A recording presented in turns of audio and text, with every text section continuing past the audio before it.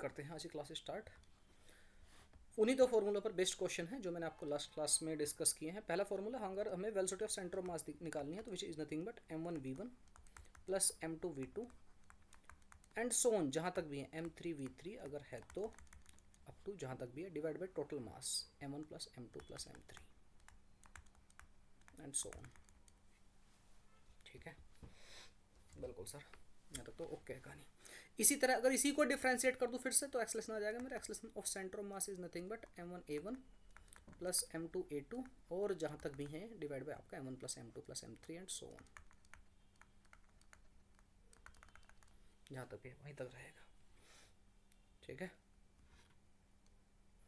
Okay sir, यहाँ तक बात क्वेश्चन क्लियर है हमें। आइए जरा क्वेश्चन, पहला क्वेश्चन बेटा, आइए देखते हैं बेटा क्वेश्चन क्या कह रहा है और कैसे हम इसको कर सकते हैं। क्वेश्चन कह रहा है फाइंड द एक्सलेशन, क्वेश्चन कह रहा है find acceleration of centre of mass of block. इनका बताना है m1 m2 का जो सेंटर ऑफ मास होगा उसका एक्सलेशन कितना होगा अगर सिस्टम आपका रेस्ट से छोड़ा गया है। रेस्ट से नहीं भी छोड़ा जाता तो उससे कोई फर्क पड़ता नहीं। System is relieve from the rest और कह रहा है m2 आपका बेटा हैवियर है m1 से, आपका m2 is heavier than m1। ठीक है, आइए करते हैं बेटा क्वेश्चन को। देखो बालक, क्या हमें इसका एक्सलेशन निकालना आता है? सर इस तरह के सिस्टम का हाँ हमने एक्सलेशन निकालना सीखा है और मेरे ख्याल से मैंने आपको न्यूटन्स लॉज ऑफ मोशन सिखाया था एक्सलेशन निकालना। फिर भी किसी को याद ना हो, दोबारा निकालना चाहते हो तो अभी भी निकाल सकते हो, कोई दिक्कत वाली बात नहीं है। दो तरीके मैंने आप लोगों को बताए थे बेटा। मेथड 1 में आपसे इसकी दोनों के फ्री बोर्ड डायग्राम बनाइए m1 m2 के। अगर मैं m1 का फ्री बोर्ड डायग्राम तो बनाऊँ तो कैसा, या m2 का किसी का बना लो बेटा। m2 हैवी है तो ये वाला ब्लॉक नीचे की तरफ जाएगा, ये वाला ऊपर की तरफ जाएगा। ऊपर की तरफ टेंशन, टेंशन माइनस नीचे की तरफ m1g, m1g बावजूद इन दोनों के हमारा जो ब्लॉक है वो m1 जो है ऊपर की तरफ जा रहा है। मान लेता हूँ एक्सलेशन a से। दोनों का एक्सलेशन का मैग्नीट्यूड तो सेम होने वाला है, एक ऊपर की तरफ जाएगा एक नीचे की तरफ जाएगा। दूसरे की इक्वेशन लिख लूँ, यहाँ पर कौन डोमिनेटिंग है, m2g माइनस टेंशन ऊपर की तरफ, इसके बावजूद m2 into a, ये रहा। दोनों को ऐड कर लो बेटा, टेंशन से टेंशन मारी जाएगी। यहाँ पर आपका m2 minus m1 into g will be equal to आपका m1 प्लस m2 इंटू ए।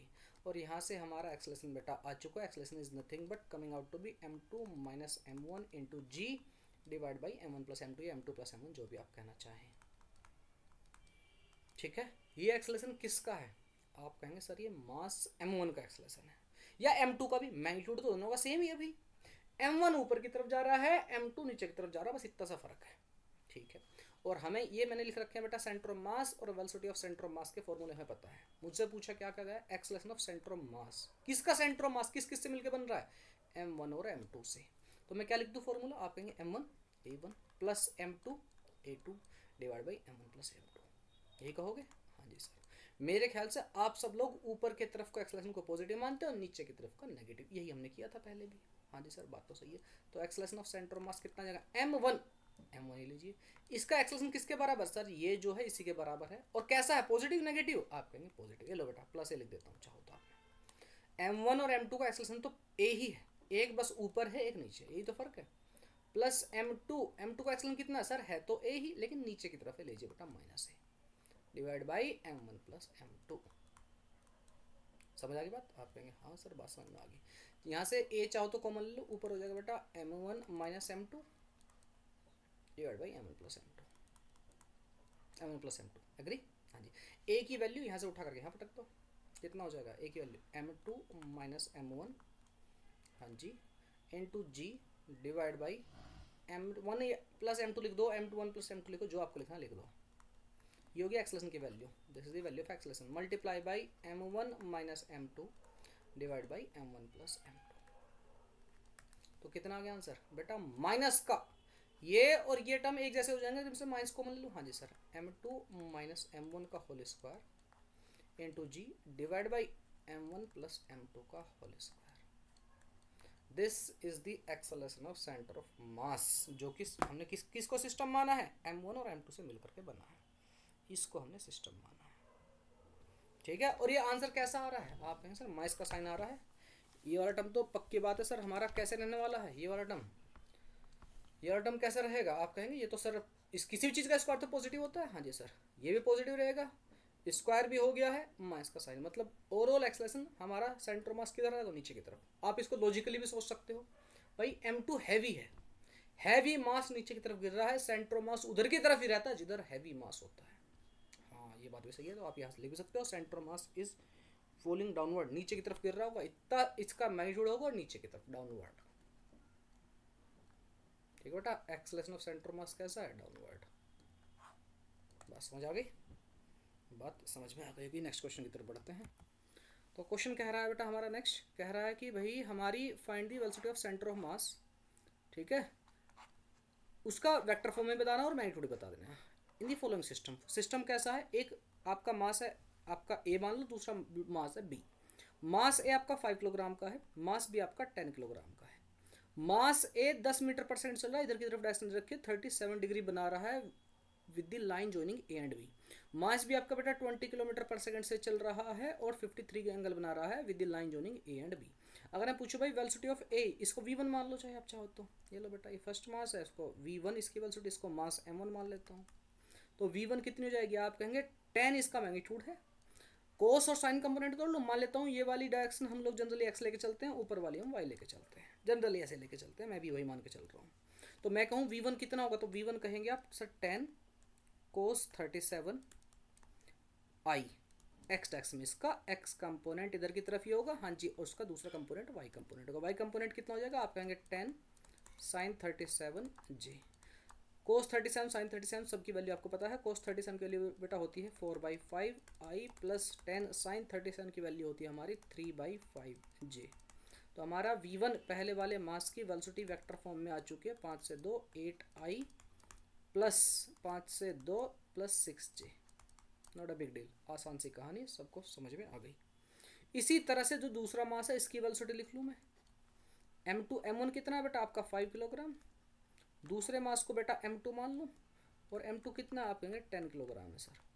उसकी वेलोसिटी को मैं मान लेता हूँ बेटा v2 है, v2 कितना आ जाएगा, आप कहेंगे सर इसका कोस कंपोनेंट तो एक्स डायरेक्शन में है, इसका कोस कंपोनेंट कितना हो जाएगा 20 का कोस 53 आई प्लस 20 का साइन 53, सर जे में नहीं है, नीचे की तरफ है कंपोनेंट, तो यहाँ पर चाहो तो माइनस का जे लिखो, या फिर यहाँ से हटा करके यहाँ शुरुआत में माइनस लगा लो, जैसा आपका मन करे। 20 cos 53 is sir 3/5 i plus 20 sine 53 is 4/5 j, minus के साइन के साथ सर। इस माइनस को हम यहाँ पर बाहर ले आया, 5 से 5 चौक 20, 4 तिया 12 आई माइनस 5 चौक 20 16 जे। एग्री हो, आप कहेंगे हाँ जी सर, v1 v2 हमारे पास दोनों आ चुके हैं। अब क्या, अब तो उस फॉर्मूला लगाना है, वेलोसिटी ऑफ सेंटर ऑफ मास क्या होता है, आप कहेंगे सर m1 v1, इसलिए मैंने आपको बताया था भाई ये इसको वेक्टर फॉर्म में ध्यान में रखो, m2 v2 डिवाइड बाई आपका m1 प्लस m2। एग्री, एक मास था आपका 5 किलोग्राम का, एक था आपका 20 का, टोटल मास हो गया बेटा 25, नीचे हो गया 1/25। m1 कितना, आप चाहो तो 5 को कॉमन ले सकते हो, मेरे ख्याल सब जगह से 5 को बन सकता है, 5 इंटू v1, v1 की वैल्यू है 8 आई प्लस 6 जे प्लस m2, दूसरा मास कितना है, आप कहेंगे सर 20 किलोग्राम, सॉरी 10 किलोग्राम, और इसकी वेलोसिटी कितनी है 12 आई माइनस का 16 जे। जो आप चाहें कॉमन ले सकते हो, वो कॉमन ले लीजिए, 5 कॉमन आ जाएगा बेटा यहाँ से, 5 एकम 5, 5 दूनी 10 और 5 पंजे 25। ठीक है, तो बाहर नीचे 15 आएगा, 15 नीचे 15 कहाँ पर sir, 10 plus 5 okay okay sir, sorry sorry, हाँ बेटा 15 आएगा, मुझसे गड़बड़ हो गया है ना, 5 और 10 15 किलोग्राम हो गया है, तो 5 3 आएगा, यहाँ पर 1/3 हो जाएगा, 1/3, और इसको बस आप ऐड कर लीजिए, कितना हो जाएगा बेटा 8 आई प्लस 6 जे प्लस 12 दूनी 24 आई माइनस 16 दूनी 32 जे, 24 और 8 32 आई, 32 माइनस का 6 माइनस का 26 जे डिवाइड बाई 3। ठीक है बेटा, मैग्नीट्यूड निकालना कौन सी बड़े वाला, इसका मैग्नीट्यूड तुम निकाल सकते हैं, नॉट अ बिग डील। ठीक है, जो भी रहेगा that is our answer, vector form में आ गया तो और क्या ही बचता है हमसे। This is the velocity of centre of mass in vector form. Question कह रहा है हमारा नेक्स्ट क्वेश्चन बेटा, कह रहा है an ice cube of side A, आपको बहुत ही केयरफुली पढ़ना क्वेश्चन, मे भी शायद इस तरह क्वेश्चन पीवाईक्यू में पूछा गया है या फिर पूछा ही गया यही क्वेश्चन, जिसकी साइड लेंथ बेटा ए है, is placed in a gravity free space, ऐसे स्पेस में जहाँ पर ग्रेविटी नहीं है।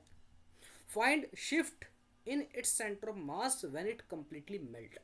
बेटा मैंने आपको ये बात लास्ट क्लास में बताई थी कि बेटा सेंटर ऑफ मास अपनी जगह से तब हिलेगा जब उसके ऊपर कोई एक्सटर्नल फोर्स लगेगा। एग्री? आप कहेंगे हाँ बात तो सही है सर, लेकिन सर जब ये पिघल जाएगा, जो भी आपके दिमाग में क्वेश्चन आ रहा है, मैं जो चीज़ आपके बच्चों के दिमाग में आती है मैं बता देता हूँ। जब ये पिघल जाएगा तो पूरा सरफेस पर ऐसे ऐसे फैल जाएगा, ये दिमाग में आ रहा होगा। तो अभी इसका सेंटर ऑफ मास कहाँ होगा? आप कहेंगे बिल्कुल सेंटर पर। कितनी दूरी ऊंचाई पर होगा इसका सेंटर ऑफ मास? a/2 पर। तो जब पूरा मेल्ट हो जाएगा ऐसा, तो बेटा जमीन पर आ जाएगा, तो शिफ्ट कितना? a/2 का। ठीक है, a/2। तो जिन बच्चों के दिमाग में ये आ रहा तो ये आंसर है गलत। सर एक्सप्लेनेशन तो ठीक है, अगर ये क्वेश्चन मैं ग्रेविटी वाले स्पेस में करता तो आंसर a/2 ही होता। भाई अपने रूम में आपने एक टेबल ली, टेबल के ऊपर आपने एक आइस क्यूब रख दी। आइस क्यूब का सेंटर मास कहाँ होगा? यहाँ पर। जब ये थोड़ी देर बेटा पिघल जाएगी, पानी तेरा रंग कैसा हो जाएगा जब ये ऐसे, तो सेंटर मास शिफ्ट होकर नीचे जमीन पर, इस पर आ गया, टेबल के ऊपर सारा पानी टेबल पर बिखर गया, तो शिफ्ट कितना हुआ? आप कहेंगे a/2 का। लेकिन क्वेश्चन में क्या कहा गया, ध्यान से पढ़ो, ग्रेविटी फ्री स्पेस। बेटा पिघलने के बाद इसमें कोई चेंजेस नहीं होने वाले, सेंटर ऑफ मास तो अपनी जगह नहीं हिलने वाला। सर पिघलने का फैलेगा कहाँ जाएगा बेटा? नीचे क्यों फैलेगा ये बताइए? नीचे तो कोई सरफेस ही नहीं है, ग्रेविटी फ्री स्पेस में है, देयर इज नो सरफेस। ठीक है, तो बेटा सेंटर मास। सर ऐसा भी तो सकता है पिघलने के बाद ये बूंद बन जाए से, हाँ बूंद बन सकती है, लेकिन सेंटर मास अपनी जगह से हिलेगा नहीं। बिल्कुल बन सकती है, हो सकता है पिघलने के बाद, अभी तो क्यूब था, बाद में बूंद बन जाए। बूंद से मतलब है स्फीयर बन जाए, क्योंकि सारे हमारे जो लिक्विड होता है उनकी प्रॉपर्टी रहती है अपनी सरफेस को मिनिमम करने की, जिसको सरफेस टेंशन बोलते हैं, जो कि हम फ्लूइड मैकेनिक्स में पढ़ेंगे। एनीवे ठीक, पिघल के जो भी शेप बदले, ऐसा तो नहीं कि नीचे फैले गए, मोस्टली क्या जो स्फीयर बन जाए, लेकिन सेंटर ऑफ मास में जैसे नहीं हिल सकता। क्यों सर? बेटा कोई फोर्स नहीं है यहाँ पर, ग्रेविटेशनल फोर्स भी नहीं है। समझ आ गई बात? आंसर इसका हो जाएगा बेटा no shift. Correct answer is D for Delhi. ठीक है, बात समझ में आ गई होगी मेरे ख्याल से। आगे बढ़ते हैं। नेक्स्ट क्वेश्चन हमसे कह रहा है बेटा कि find the magnitude of velocity, यानी कुल मिलाकर स्पीड की बात कर रहा है, of centre of mass of semi circular ring, ऐसी कुछ है, which is rotating about an axis passing through the centre O and perpendicular to plane of ring. जो रिंग का प्लेन है बेटा, मतलब यहाँ से आप समझ लो ये आपकी एक्सिस है, यहाँ पर सेंटर पर ही इसकी एक्सिस है। ठीक है, इससे पास हो रही है, ऐसा आउट ऑफ द प्लेन समझ लो, into the plane of paper समझ लो, कैसे समझ लो, इस एक्सिस के अबाउट रोटेट कर रही है। कितनी स्पीड है उसकी? वी या वी नोट कुछ ही बोल दीजिए, ये लो मैं वी नोट नाम देता हूँ इसको। ठीक है, वी नोट से भाग रही है। मेरा हमसे क्वेश्चन क्या पूछा गया है कि हमें सेंटर ऑफ मास की वेलोसिटी बतानी है। आप कहेंगे sir centre of mass, centre mass तो ओ होगा। नहीं बेटा नहीं, सेंटर मास ओ थोड़ी होता है। सर कितना होगा? बेटा मैं आपको याद दिला दूँ, पहले तो आपकी सेमी सर्कुलर रिंग है, तो सेंटर ऑफ मास कहाँ पर होता है? Centre of mass of semi circular ring कहाँ होता है? आप कहेंगे सर ये तो आपने याद कराया था, कहाँ पर था बेटा? आप कहेंगे सर 2r/पाई पर। कहाँ से? फ्रॉम दी सेंटर, मतलब जो अगर पूरा कंप्लीट रिंग होती तो उसका सेंटर सपोज करो ओ होता, तो उस ओ से दूरी होती कितनी? 2r/पाई पर। यहाँ पर उसका सेंटर ऑफ मास होता कुछ यहाँ पर कहीं। एग्री हो? 2r/पाई के लिए लगभग आप कह सकते हो 2/पाई 3.14 होता है, 2/पाई के लिए कितने हो जाएगा बेटा? 0.6 से थोड़ी छोटी। एग्री? आप कहेंगे हाँ ठीक है, 0.5 से बड़ी, बट 0.5 0.6 के बीच में कहीं कहीं 0.6 के आसपास कह सकते हो। ठीक, आप कहेंगे हाँ जी सर एग्री है। तो बेटा उस पॉइंट की वेलोसिटी कितनी होगी ये पूछ रहा हमसे। सर ये तो बता सकते हैं, बिल्कुल बता सकते हैं। कैसे सर? बेटा हमने सर्कुलर मोशन में, by concept of circular motion हमें बहुत अच्छे से याद है बेटा। जो पूरी की पूरी रिंग है ना, रिंग हो या इसको डिस्क भी होती ना, अगर इसकी स्पीड ओमेगा है, मान लो थोड़े के लिए ओमेगा, तो आप कहेंगे सर अगर ये डिस्क भी होती ना, इसके ऊपर कहीं भी कोई भी पॉइंट होता, सबकी एंगुलर स्पीड ओमेगा ही होती। हाँ सर याद आ गया। दूसरी बात मैंने आपको क्या बताई थी बेटा? मैंने आप लोगों को बहुत बार, मतलब ऑलरेडी सर्कुलर मोशन में बात पढ़ा चुका हूँ बेटा। अगर ये मान लो डिस्क है, ये पंखा, घर का पंखा, तो घर के पंखे के ब्लेड एक यहाँ पर, एक आपका ब्लेड यहाँ पर और एक ब्लेड यहाँ पर। हम लोग उसके सेंटर पर हाथ लगा पाते हैं, उसके पंखड़ियों के किनारों पर हाथ नहीं लगाते, क्योंकि जैसे दूर जाते हैं उसकी एंगुलर स्पीड नहीं चेंज होती, आपकी सिंपली स्पीड चेंज हो जाती है। याद आया? हाँ जी सर।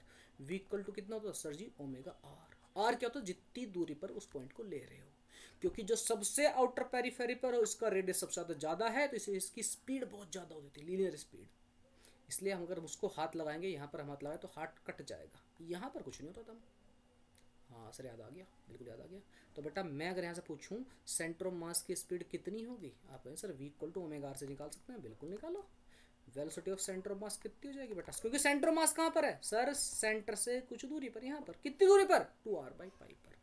तो ओमेगा तो ये ले लो, हाँ जी सर, इनटू स्मॉल आर की जगह क्या लिख दूँ, आप कहेंगे सर स्मॉल आर की जगह रख दीजिए 2r/पाई, इतनी दूरी पर, यही आंसर है सर। लेकिन ओमेगा तो हमें पता नहीं, कोई बात नहीं बेटा, ओमेगा भी पता, कैसे सर बेटा, इसकी एक्चुअल स्पीड इसके पेरिफेरिक स्पीड कितनी, आप कहेंगे v0 equal to omega into capital R लिख सकता हूँ, आप कहेंगे हाँ जी सर। तो ओमेगा कितना आ गया बेटा, आप कहेंगे v0/r आ गया सर। इसको इक्वेशन फटाफट कर दो बेटा, क्वेश्चन फर्स्ट में तो कितना आ गया, velocity of centre of mass is nothing but omega is v0/r multiply by 2r/पाई, आर से आर को मार दीजिए सर, आंसर आ चुका है 2v0/पाई। This is the velocity of centre of mass, zero नहीं कर देना गलती से भी। समझ आ गई बात, आप कहेंगे हाँ जी सर समझ में आ गई, बराबर है, आप कहेंगे हाँ सर बढ़िया बढ़िया, बहुत ही बढ़िया, समझ में आ गई। 2v0/पाई सर, दूसरा पार्ट भी तो इसका, हाँ बेटा दूसरा पार्ट है, दूसरा पार्ट क्या है, ऑल्सो फाइंड इंस्टेंटेनियस मोमेंटम, किसी इंस्टेंट पर मोमेंटम, कुल मिलाकर हमसे मैग्नीट्यूड की बात कर रहा है ऑफ रिंग। सर मोमेंटम तो पता कितना होता है, मास इनटू वेलोसिटी, मास कितना रिंग का सर m, इसकी वेलोसिटी किसकी, वेलोसिटी ऑफ आउटर पेरिफेरी नहीं, वेलोसिटी ऑफ सेंटर ऑफ मास, ठीक है, उसी की बात की इसने, रिंग या सेमी सर्कुलर रिंग की बात कर रहा हूँ। तो velocity of centre of mass कितनी है, आप कहेंगे सर 2v0/पाई, this is the instantaneous momentum आपको बोल सकते हो रिंग का, ठीक है बेटा। तो m इंटू 2v0/पाई, this is our answer. Clear है, बात समझ में आ गई होगी, यहाँ तक की बात सबको समझ में आ गई। नेक्स्ट हेडिंग लगा ली बेटा, कंजर्वेशन ऑफ लीनियर मोमेंटम, ध्यान से सुनना, कंजर्वेशन ऑफ लीनियर मोमेंटम।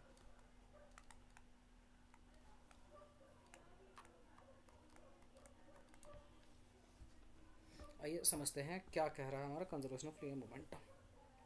भाई हमने ये बात ऑलरेडी पहले समझी हुई है, मैं उसी को दोबारा से एक्सप्लेन कर रहा हूँ, ऑलरेडी कल की क्लास में, लास्ट क्लास में हमने ऑलरेडी समझी हुई है बात, फिर भी मैं दोबारा समझा रहा हूँ। हमने देखा था कि सर हमारा जो एक्सेलरेशन ऑफ सेंटर ऑफ मास होता है वो क्या होता है, आप कहेंगे सर अब तो रट गया हमें, m1a1 plus m2a2 plus m3a3, जितने भी मासेज होंगे उनके इंडिविजुअल एक्सेलरेशन अप टू जहाँ तक भी हैं, डिवाइड बाय आपका m1 plus m2 plus m3, ये होता है सर।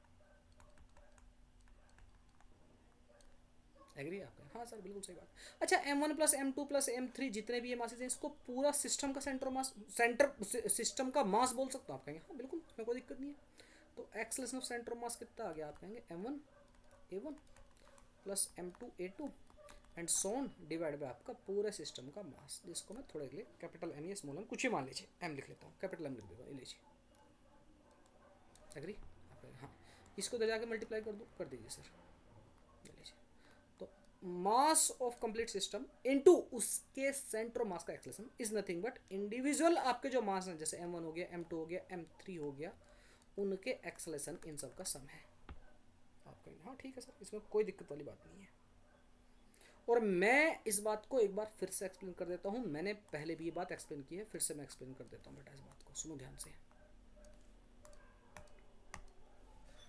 ठीक है। सपोज करो मास है बेटा, एक मास इधर है, एक मास इधर है, एक मास इधर है, ये m1 है, this is m2 divided by this is m3। m1 मान लेता हूँ मैं, थोड़ी सी जस्ट सेक ऑफ अंडरस्टैंडिंग, जिससे आपको जैसे समझ आए कि भाई m1 को मैं थोड़े बता दूँ, ग्रेविटेशनल फोर्स ये बस, और कोई सा है नहीं, और कोई सा भी होगा तो यहाँ सारी बातें एप्लीकेबल होंगी। m1 के ऊपर फोर्स m1 को अट्रैक्ट कर रहा होगा m2, m1 को अट्रैक्ट कर रहा होगा m3 भी अट्रैक्ट कर रहा होगा, एग्री हो, आप कहेंगे हाँ सर बिल्कुल सही बात है। नहीं, फोर्स जो होगा फर्स्ट वाले पार्टिकल के ऊपर, एक कौन कौन सा होगा, फोर्स ऑन 1 ड्यू टू 2 होगा, plus force on 1 due to 3 होगा, ये दो फोर्स हो गए, आप कहेंगे बिल्कुल सही बात है सर। अब जरा मैं दूसरे पार्टिकल की बात करता हूँ, f2 की, f2 से मतलब m2 के ऊपर, आप कहेंगे m2 को m1 अट्रैक्ट कर रहा होगा और m2 को m3 भी अट्रैक्ट कर रहा होगा, सिंपली मैं ग्रेविटेशनल फोर्स ही मान के चल रहा हूँ। तो f2 के ऊपर फोर्स कौन कौन से रहेंगे, आप कहेंगे सर f2 के ऊपर रहेगा फोर्स ऑन 2 ड्यू टू 1 रहेगा, plus force on 2 due to 3 रहेगा, एग्री हो, आप कहेंगे हाँ सर एग्री है पूरी तरह से। इसी तरह में f3, अच्छा एक बात और बताइए, जितना मास m1 के ऊपर, जितना मास m1 के ऊपर m2 फोर्स लगा रहा है, इतना ही एग्जैक्टली m2 के ऊपर m1 भी फोर्स लगाएगा, एग्री हो, आप कहेंगे हाँ सर बिल्कुल सही बात है। जितना फोर्स अर्थ के ऊपर to every action there is equal and opposite reaction, third law of motion, Newton's laws of motion में ये बात हमने पढ़ चुके हैं। तो मैं कह सकता हूँ F12 ना बेटा F21 के बराबर रहेगा, इक्वल एंड अपोजिट। आप कहेंगे हाँ सही बात है। इसी तरह F3 के ऊपर फोर्स कौन कौन से रहेंगे? F3 के ऊपर फोर्स होगा F3 पर force on 3 due to 1 and force on 3 due to 2। आप कहेंगे एग्री है सर। अगर मैं इन सारे फोर्सेस को ऐड कर लूँ, देखना बेटा F12 ये रहा, F12 cancel, F21 cancel out हो जाएगा, F13 F31 ये सो कैंसिल आउट कर देगा, F23 कैंसिल आउट कर देगा, F32 को एग्री हो? आप कहेंगे हाँ जी सर। कहना क्या चाह रहे हो इस चीज़ से? मैं ये कहना चाह रहा हूँ बेटा यहाँ से कि यहाँ पर जो एक्सेलरेशन जो लिखे हुए हैं ना, या फिर कह दीजिए जो नेट पूरे सिस्टम को जो फोर्स है, भाई ये क्या है? नेट फोर्स है।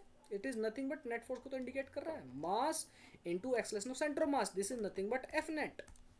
एग्री हो? पूरे बॉडी का पूरे सिस्टम का mass into acceleration of centre of mass. Agree हो? आप कहेंगे हाँ sir agree. It is nothing but, मैं आपसे ये कहना चाह रहा हूँ जो भी ये फोर्स है ना, इसके अंदर के फोर्सेस तो सारे कैंसिल आउट हो जाएंगे। These all are internal forces. एक मास दूसरे के ऊपर लगा रहा है या एक चार्ज दूसरे के ऊपर चार्ज लगा रहा है, ये तो सब कैंसिल आउट हो जाएंगे। बचेगा क्या? ये मतलब ये जो फोर्स है जो आपका ये सब जो आ रहा होगा, इनका एक्सेलेरेशन हो रहा होगा, किस किस की वजह से हो रहा होगा? एक तो हो रहा होगा कुछ एक्सटर्नल फोर्स हो सकते हैं और एक हो सकता है इंटरनल फोर्स की वजह से। तो बेटा इंटरनल फोर्स का कोई रोल है ही नहीं, ये तो सारे कैंसिल आउट हो जा रहे हैं। ये मैंने लास्ट क्लास में बहुत अच्छे से बताई थी बात, मैं फिर से बता रहा हूँ इस चीज़ को।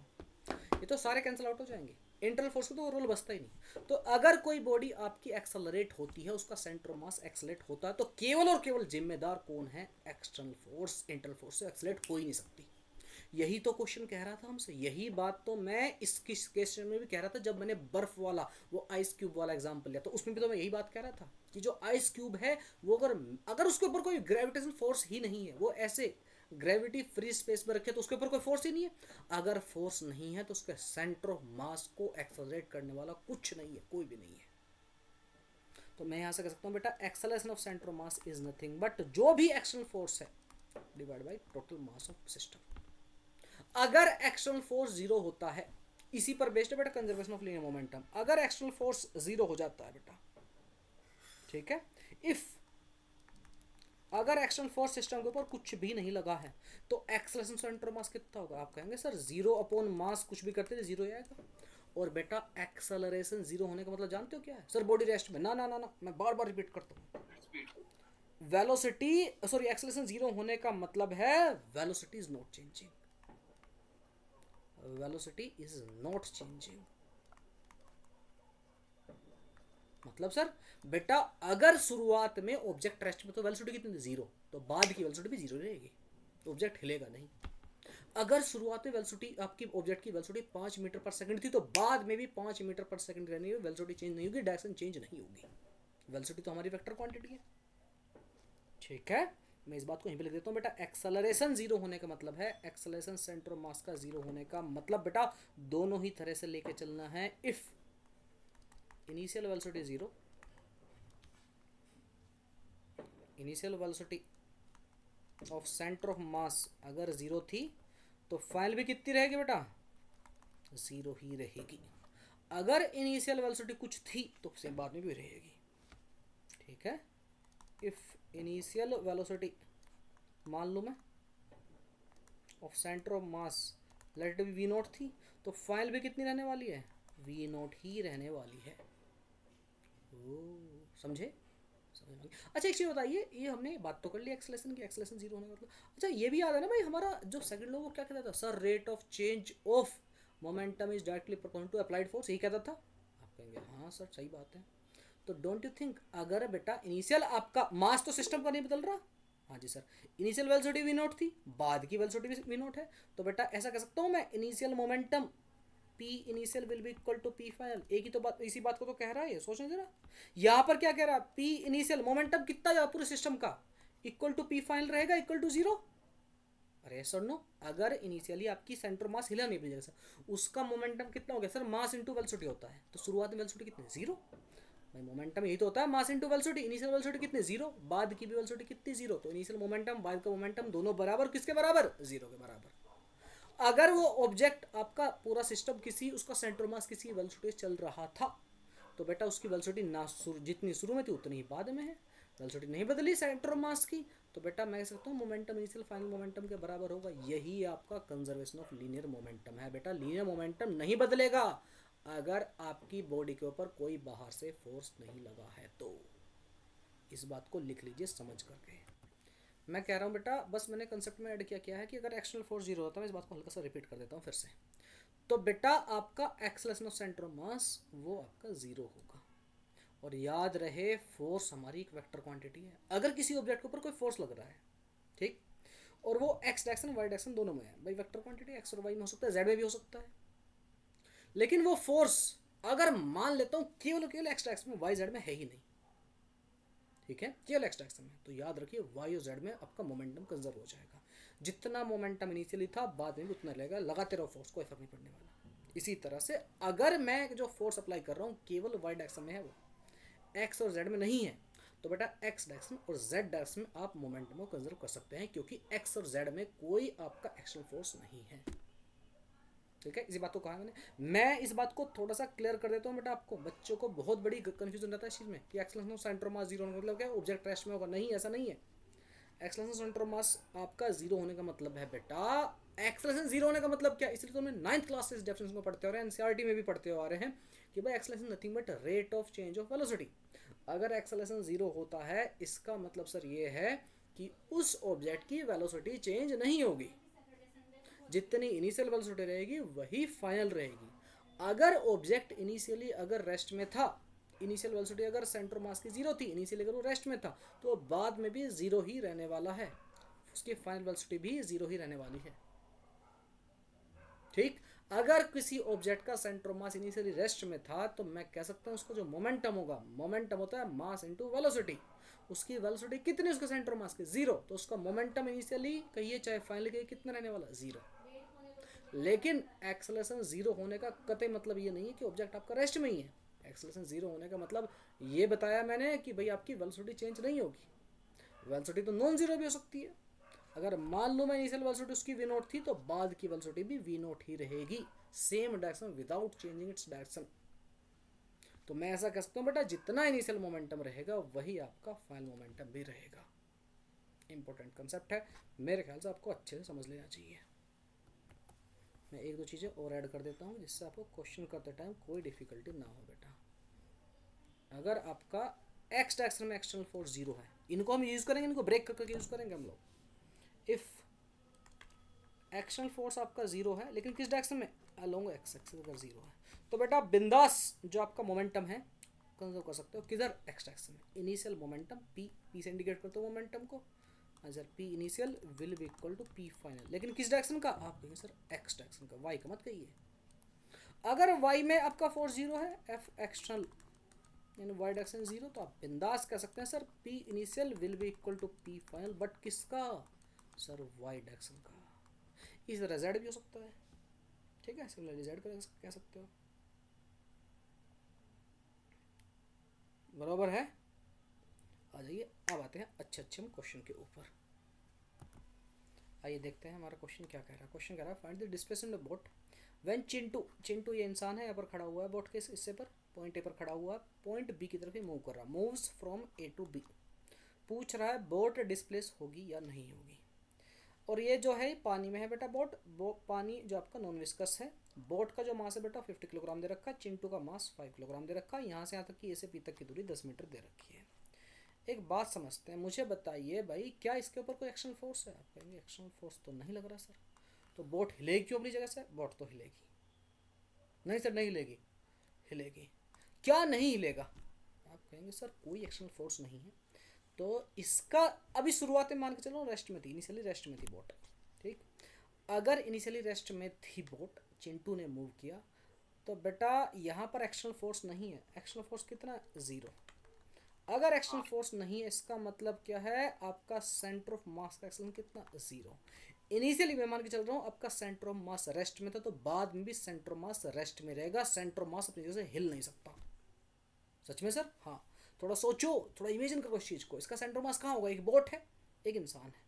अगर खाली बोट होती तो उसका सेंटर मास होता है कहीं यहाँ पर, लगभग इसके बीच में, लेकिन यार ये इंसान भी खड़ा हुआ है चिंटू नाम का, तो सेंटर मास शायद कहीं यहाँ पर होगा। सेंटर मास एक बोट के ऊपर कोई पॉइंट नहीं है, ये this is not the point on boat. जैसे जैसे चिंटू आगे की तरफ बढ़ेगा, अब थोड़ा सोचो, चिंटू यहाँ पर चला जाएगा, सेंट्रोमास बोट के ऊपर यहाँ पर आ जाएगा, लेकिन सेंट्रोमास अपनी जगह से हिल नहीं रहा है, तो पक्की बात है पूरी की पूरी बोट इधर चल जाएगी। नहीं सर हमें समझ नहीं आया सर क्या हुआ है, मैं फिर से एक्सप्लेन करता हूँ बेटा सुनो। सपोज करो ऐसी थी कुछ कहानी, यहाँ पर थे चिंटू भाई साहब, मैं इसको चिंटू को बस ऐसे गोला दिखा देता हूँ, ये यहाँ ऐसे गोला सा बना देता हूँ, ये चिंटू है। तो अगर चिंटू ना होता तो बोट का सेंटर मास को तो आप कहेंगे सर बोट के सेंटर पर यहाँ, ठीक है, चिंटू लुढ़कता हुआ चलता चलता चलता चलता चलता इधर चला गया, सेंटर मास अपनी जगह हिल नहीं सकता। अगर मैं इस चीज़ को सोचूं कि चिंटू यहाँ पर चला गया, थोड़ी देर बाद की सिचुएशन जानते हो क्या, सेंटर मास ये यहाँ पर था पहले इनिशियली, रेड कलर से मैं सॉरी ब्लू कलर से इनिशियल वाला बना देता हूँ, बाद का सेंटर मास भी यहीं रहेगा, यहाँ से हिल नहीं सकता। लेकिन नहीं सर सेंटर मास तो इधर चला जाएगा, नहीं, तो क्या होगा सर, बोट अब इस हिसाब से यहाँ से हिल जाएगी, बोट पीछे की तरफ शिफ्ट हो जाएगी बेटा, ऐसी ऐसी कुछ बन जाएगी, ऐसी चिंटू खड़ा होगा यहाँ पर, सेंटर मास जहाँ था वहीं रहेगा बाद में भी। ओ सेंटर मास कोई बोट के ऊपर कोई मार्क की हुई जगह नहीं है, बोट और चिंटू से मिलकर जो सिस्टम तैयार हो वो है उस जहां पर उसका सेंटर मास लोकेटेड होगा वो एक सेंटर मास, वो जगह नहीं हिलेगी। बोट तो हिल सकती है पूरी की पूरी, बोट हिल सकती है। अच्छा ऐसा सोच लो, सपोज करो ये आपकी भाई बोट है, बोट में तालाब में बोट है, एक चिंटू को आपने अपने छोटे भाई चिंटू खड़ा कर दिया यहाँ पर, और आपने देख लिया कि सेंटर मास का यहाँ पर इसके जस्ट पीछे एक पेड़ है, ऐसा मान लो पेड़ है उसके लेक के बाहर, यहाँ पर पेड़ खड़ा हुआ दिख रहा है, तो जानते हो क्या होगा, चिंटू इधर से इधर चल के लेफ्ट से ए से बी की तरफ आएगा, ये पूरी की पूरी बोट पीछे की तरफ शिफ्ट हो जाएगी, सेंटर मास एग्जैक्टली यहीं रहेगा जहाँ पेड़ था इसके जस्ट नीचे, पीछे की तरफ जो दिख रहा होगा, पीछे अगर पेड़ दिखाई पड़ रहा है ना, तो अगर यहाँ पर पहले पेड़ आपको दिखाई पड़ रहा था यहाँ पर, तो अभी भी सेंटर मास का जो है इसका इसी पेड़ के यहीं पे दिखाई पड़ेगा। अभी समझ में आई थोड़ी बात, थोड़ी थोड़ी समझ में आ गई होगी, बाकी जरा समझते हैं क्वेश्चन ठीक। अगर और हम तो जानते हैं sir acceleration of centre mass क्या होता है, आप कहेंगे sir m1a1 plus m2a2 divide by m1 plus m2, हाँ सर ये होता है। एक्सेलरेशन ऑफ सेंटर मास कितना सर 0, तो कितना आ जाएगा, आप कहेंगे m1a1, a1 मत कहिए, क्यों सर, अगर एक्सेलरेशन 0 है तो पक्की बात है sir change in velocity 0, velocity बदलेगी नहीं भाई, एक्सेलरेशन क्या होता है change in velocity, delta we तो होता है, डेल्टा वी भी 0, आप कहेंगे हाँ जी सर वेलोसिटी 0, इसका मतलब चेंज इन वेलोसिटी 0 मतलब जितनी इनिशियल थी वेलोसिटी उतनी फाइनल रहेगी, इनिशियली कितनी थी आप कहेंगे 0, तो फाइनल भी कितनी सर आप कहेंगे 0, और वेलोसिटी होता क्या है आप कहेंगे सर डिस्प्लेसमेंट का चेंज होता है, डिस्प्लेसमेंट का चेंज ही तो होता है भाई, इसको मैं इसी बात को तो ऐसे लिख दो, या फिर मैं ऐसे तो लिख सकता हूँ बेटा कि आपका velocity of centre of mass is also 0, initially velocity कितनी थी 0, बाद में 0, velocity of centre of mass is nothing but m1v1 plus m2v2 divide by m1 plus m2, ये बोल सकता हूँ, आप कहेंगे हाँ ये भी बात सही है, और वेलोसिटी होता क्या है आप कहेंगे डिस्प्लेसमेंट का चेंज या rate of change of displacement, इसको बोल सकता हूँ डेल्टा आर या एक्स बोल दीजिए, मान लेते हो एक्स डायरेक्शन को मान लो, X centre of mass divide by time delta T, इसको मैं डेल्टा ये भी लिख सकता हूँ equal to m1 into delta x1 plus m2 into delta x2 divide by m1 plus m2। Agree हो, देखना तीनों चीज़ें एक ही तो बात है, कुछ अलग थोड़ी है भाई। एक्सेलरेशन 0, वेलोसिटी का चेंज 0, वेलोसिटी कितनी आप कहें शुरुआत में 0, एग्री, सेंटर ऑफ मास की बाद की भी कितनी 0, मतलब उसका सेंटर मास कहीं से हिला नहीं वहाँ से, अगर वो हिला नहीं तो उसकी पोजीशन में चेंज आया, आप कहेंगे नहीं सर अगर वो अपनी जगह से हिला ही नहीं है उसकी पोजीशन में चेंज कैसे आ सकता है, कुछ भी चेंज नहीं आएगा। तो x भी कितना, ये भी 0, सेंटर मास अपनी जगह से नहीं हिला है, आप कहेंगे हाँ 0, इस m1 प्लस m2 की 0 से मल्टीप्लाई करें 0, तो m1 delta x1 plus m2 delta x2 equal to 0। m1 किसको मान लो, चिंटू का मास को मान लो, कितने किलोग्राम का चिंटू, आप कहेंगे 5, कितना चला सर 10 मीटर, गलत, गलत हो आप, अगर आप बोल रहे हो कि 10 मीटर चला तो आप गलत हो, काहे सर ऐसे क्यों बोल रहे हो बेटा, समझो, चिंटू जैसे आगे की तरफ चला आपकी जो बोट है पीछे की तरफ चलना स्टार्ट हो गई, चिंटू 10 मीटर चला नहीं, 10 कदम 10 मीटर चला होगा सर, उसको चिंटू को फील होगा कि मैं 10 चला हूँ, लेकिन प्रैक्टिकली चला होगा, आप कहेंगे नहीं, आप खुद से देखो ना, बोट और ये पेड़ यहाँ पर खड़ा हुआ था पहले, इस डायग्राम को देखने की कोशिश करो जो मैंने आपको पीछे बनाया, इस डायग्राम को देखने की कोशिश करो, अगर यहाँ पर पहले आपका पेड़ था, ये रहा ग्रीन कलर का पेड़, ये लो बेटा, ऐसा कुछ अगर पेड़ था क्रिसमस ट्री, ये लो, अगर चिंटू उससे 2 मीटर पीछे खड़ा हुआ था होता था, मान लेता हूँ मैं, यहाँ से आपको देख रहे थे इसके पीछे, यहाँ से 2 मीटर पीछे खड़ा था, वो जब बाद में शिफ्ट हुआ यहाँ पर आया, क्या वो सच में आपका 8 मीटर आगे दिख रहा है पेड़ से आगे? यहाँ जाना चाहिए था इसको, नहीं गया ना? नहीं सर। तो बेटा चिंटू चला कितना? आप कहेंगे सर 10 मीटर आगे की तरफ चला, लेकिन बोट पीछे की तरफ घसीट के लिए, मान लेता हूँ x डिस्टेंस, तो चिंटू चला कितना? आप कहेंगे 10 - x। सर मैं प्लस एक्स भी तो ले सकता हूँ बेटा, प्लस एक्स भी ले सकते हो, कोई दिक्कत नहीं है, एक्स के लिए नेगेटिव आ जाएगी। आ गया ये प्लस m2 कौन? बोट का मास कितना? 50। कितना चली सर? बोट चली पीछे की तरफ कितना? x। माइनस एक्स बोल दो इसको। अरे नेगेटिव पीछे की तरफ लेके चल रहा हूँ, आप मान के चल रहे हो कि बोट पीछे की तरफ चलेगी, लेफ्ट की तरफ नेगेटिव, राइट की तरफ को पॉजिटिव, आप कहेंगे इक्वल टू 0।